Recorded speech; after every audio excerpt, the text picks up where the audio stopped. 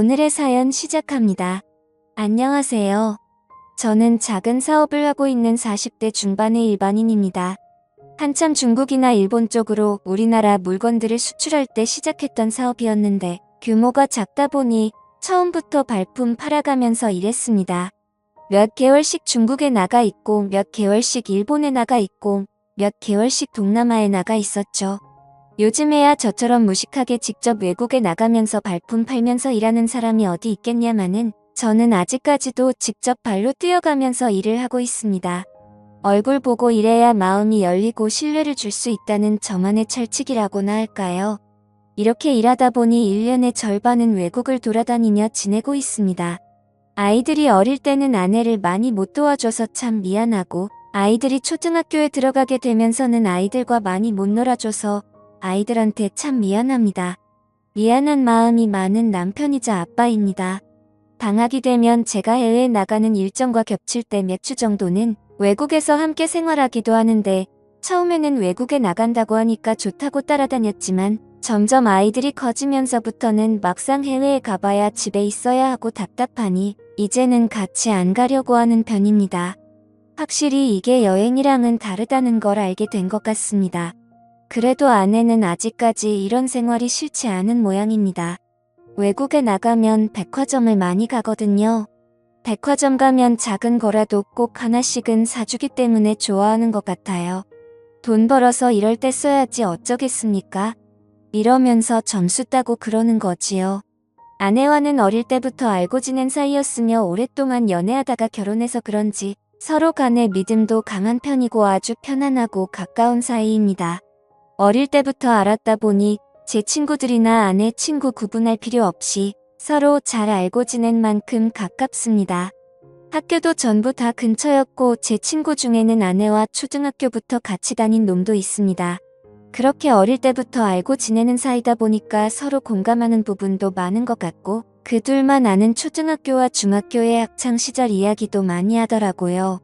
그러다 보면 저도 모르게 질투를 하고 있고 왜 나보다 내 아내를 더 잘 알고 친한 것 같은지 괜히 기분이 나쁠 때도 있었습니다. 그리고 은근히 저를 견제하듯이 제 아내랑 더 친한 척하는 그 꼬라지가 참 보기 싫더군요. 하지만 다른 남자가 그랬다면 더 질투심이 느껴졌겠지만 저하고도 벌써 30년을 가까이 알고 지낸 만큼 절 친한 사이이기에 크게 신경 쓰지는 않았습니다. 다만 그놈 와이프랑 그놈 저희 부부까지 같이 술을 자주 마시는데 아주 가끔 술을 많이 마시는 날에 옛날 학창시절 이야기까지 나오면 둘이서부터 앉아서 장난도 치고 끌어안기도 합니다. 아무리 친구 사이라지만 서로 부부가 다 보고 있는 앞에서 철구지처럼 그런 행동을 할 때면 사실 기분이 그다지 좋지는 않습니다. 나이 들어서 적당히 선을 지켰으면 좋겠다는 생각이 들지만 그렇게 행동하지 않는 녀석들도 있거든요. 은근히 즐기는 표정으로 그러고 있으면 괜히 더 짜증나더라고요. 하지만 그럴 때마다 그놈 와이프는 아무렇지 않은 척 같이 웃으며 어울리는데 저 혼자서만 불쾌한 기색을 내비치면 왠지 속이 좁은 남자처럼 보일까 혼자서 참고 있습니다. 친구만 아니었으면 강하게 말렸겠지만 저보다도 더 가까웠던 친구인데 뭐 어쩌겠나 싶기도 하더라고요. 다음 달 저녁 먹을 때 아내한테 넌지시 말을 꺼낼 때도 있었습니다. 아무리 친했던 친구 사이라지만 그렇게 부둥켜 안고 노는 건 좀 아니지 않냐고 좀 자제했으면 좋겠다고 말을 하기도 했습니다. 하지만 제 아내는 그냥 친한 친구 사이라서 장난이 심한 것뿐이라며 앞으로는 조심하겠다고 대답하지만 그 말도 늘 그때뿐이었죠. 그렇게 사소한 것들이 거슬리기 시작했을 무려 3개월간 외국 출장 업무를 끝내고 한국에 도착했을 때였습니다. 평소처럼 면세점에서 산 위스키를 같이 마시기 위해 친구네 부부를 집으로 초대했고 평소 같았으면 시끌벅적한 분위기에 기분 좋게 모여서 술을 마셨을 텐데 그날따라 분위기가 냉랭하더라고요. 분명히 아무렇지 않게 대화를 나누고 있지만 나만 모르고 있는 기미를 있다는 기분 아십니까? 뭔가 저만 외톨이가 된 것 같은 기분이 들더라고요. 분명히 이 사람들 사이에 뭔가 안 좋은 일이 생긴 것 같긴 한데 직접적으로 말을 꺼내기 참 애매한 그런 상황이었습니다. 외국에 오래 나가 있다가 한국에 오면 아무래도 그동안 이런저런 일들이 있기도 하니까 이런 기분을 느낀 적은 많았죠.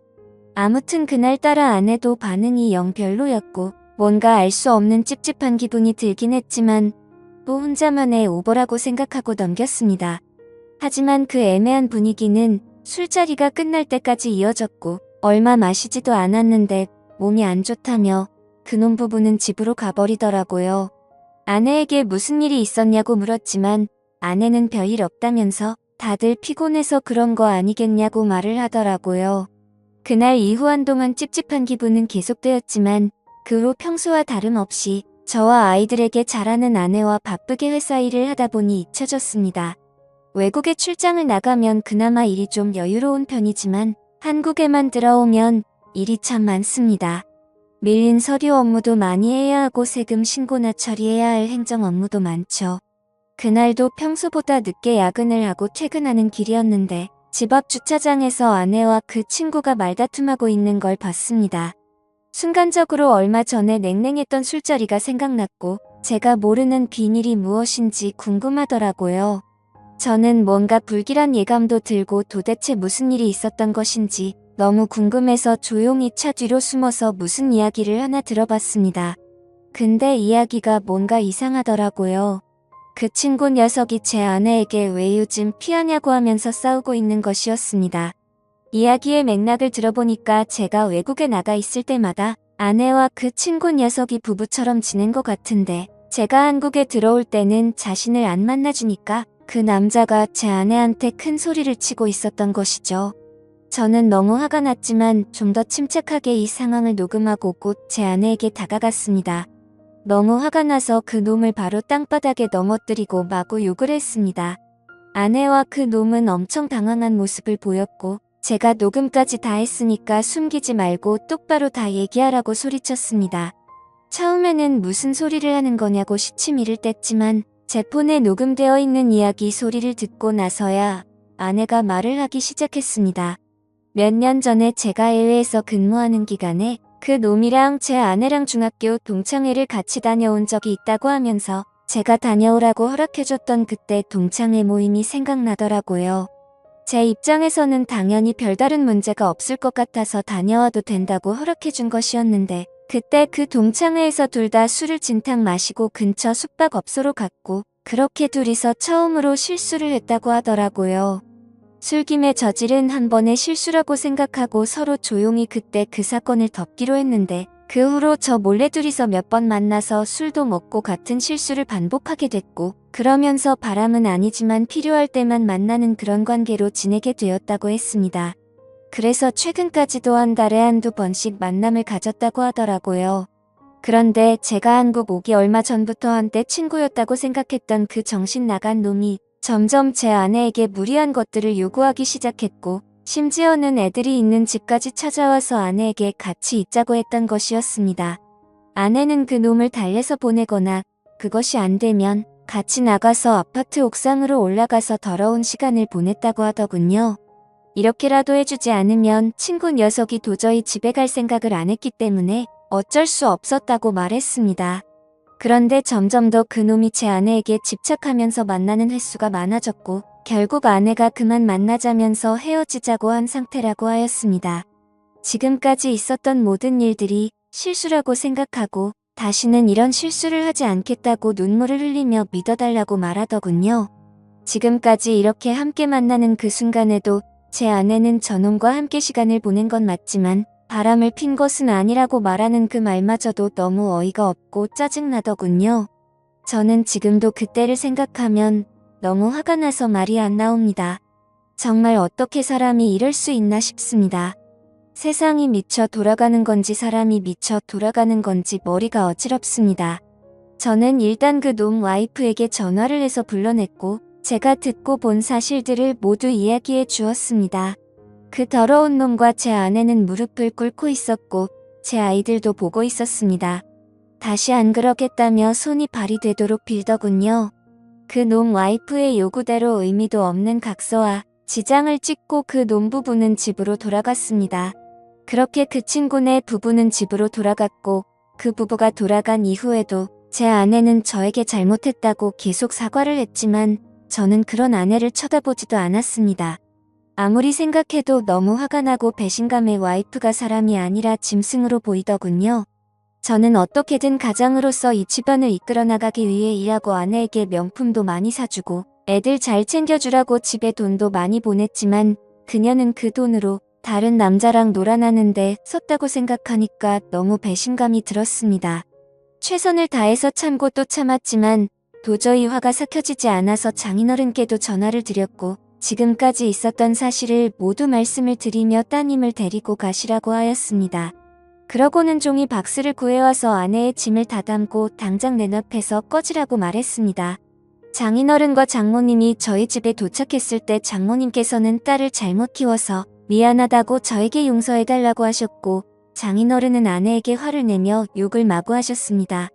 장인어른은 너 같은 딸을 키운 게 부끄럽다고 너를 데리고 갈 생각이 없으니 아까 그놈이랑 붙어먹고 살던지 길바닥에 나가서 굶어 죽던지 마음대로 하라고 말씀하시더라고요. 이런 상황에서 제 아내 편을 들지 않고 따끔하게 혼내는 그 모습이 약간은 통쾌하더군요. 이런 상황에서 만약에 아내 편을 들었다면 저는 그 자리에서 모든 걸 다 뒤집어 엎으려고 했었거든요. 더 이상 듣고 싶지도 않고 보고 싶지도 않으니 일단 따님 데리고 나가셔서 밖에서 때리시든 처가에 가셔서 때리시든 알아서 하시라고 하였습니다.